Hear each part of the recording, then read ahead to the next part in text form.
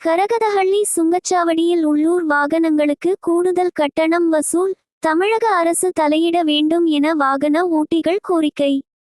தர்மபுரி மாவட்டம் பாலக்கோடு அருகே உள்ள கரகதஹள்ளி தேசிய நெடுஞ்சாலை சுங்கச்சாவடியில் உள்ளூர் வாகனங்களிடம் கூடுதல் கட்டணம் வசூலிக்கப்படுவதாகவும், மாதந்தோறும் வாகன ஆவணங்களை சமர்ப்பிக்க வலியுறுத்தப்படுவதாகவும் வாகன ஓட்டிகள் குற்றம் சாட்டியுள்ளனர். அதியமான்கோட்டை முதல் ஓசூர் வரை அமைக்கப்பட்டுள்ள 4 வழிச்சாலையில் கரகதஹள்ளி பகுதியில் செயல்பட்டு வரும் சுங்கச்சாவடியில் தினமும் 1000த்திற்கும் மேற்பட்ட வாகனங்கள் கடந்து செல்கின்றன. பாலக்கோடு பகுதியில் இருந்து மாநில நெடுஞ்சாலையை பயன்படுத்தும் உள்ளூர் வாகனங்கள் சுமார் 1 கிலோமீட்டர் தூரம் மட்டுமே தேசிய நெடுஞ்சாலையை பயன்படுத்தினாலும் முழு சுங்க கட்டணம் வசூலிக்கப்படுவதாக வாகன ஓட்டிகள் வேதனை தெரிவித்துள்ளனர்.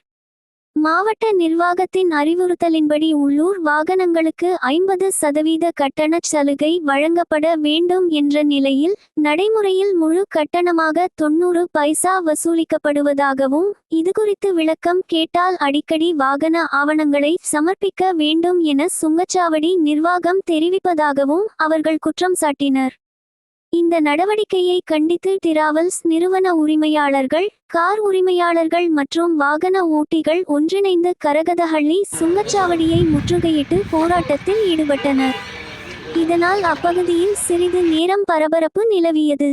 மேலும் உள்ளூர் வாகனங்களுக்கு பொருந்தும் சுங்க கட்டண விதிமுறைகள் குறித்து தமிழக அரசு மற்றும் சம்பந்தப்பட்ட அதிகாரிகள் தெளிவான விளக்கம் அளித்து கூடுதல் கட்டண வசூல் தொடர்பான புகார்களுக்கு உடனடி தீர்வு காண வேண்டும் என வாகன ஓட்டிகள் கோரிக்கை விடுத்துள்ளனர்.